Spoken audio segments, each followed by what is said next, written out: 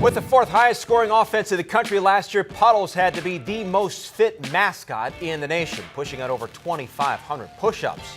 Well, the Ducks keep him busy in the end zone and on the sideline again this year.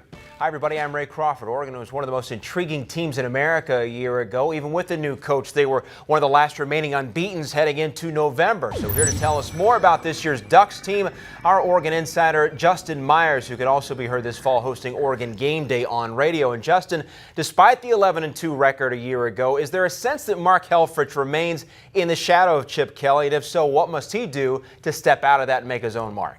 No, I do think there is a lot of truth to him being in Chip Kelly's shadow. I mean, Chip Kelly's fingerprints are still all over this program with the offense and the pace of play, and also with the way Marcus Mariota runs this team. I think for Mark Helfrich to get out of that shadow, winning the Pac-12 and getting into the college football Final Four would be a huge step.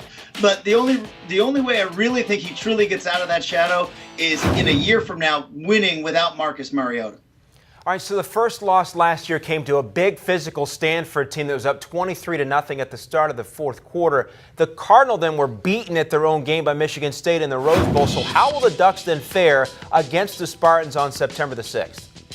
That's going to be a great question, because if you go back to that Stanford game last year and the troubles Oregon had with stopping the run, I think it was in direct correlation to when Marcus Mariota hurt his knee and Oregon was unable to run the football. The defense was on the field for far too long and they weren't keeping up the tempo. So if the offense can get the tempo of the game up to where Oregon needs it to be, I think they've got a terrific chance, especially at Autzen Stadium. But if Michigan State grinds it down and starts limiting possessions, Oregon could be in a lot of trouble.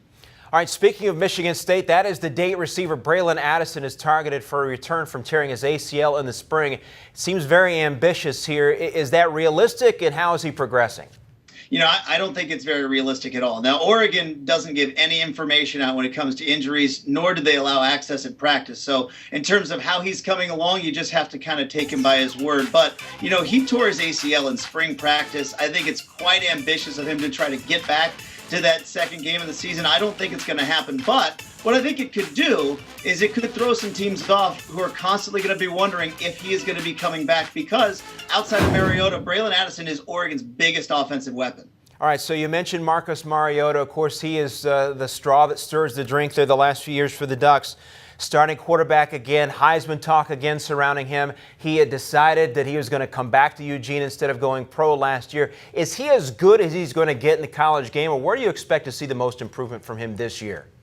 You know, I think you can see it from his passing game. He came in as a true dual threat quarterback, and he has a tremendous presence throwing the ball, but I think he can get better with accuracy. I think he can do a better job of throwing the long ball. But coming back, he's also gotten noticeably bigger, and that's going to be huge going into this season and heading into the NFL. His durability is the key for this team, and you saw on the opening day of practice when he came out, he is noticeably bigger, and he worked very hard in the offseason to bulk up.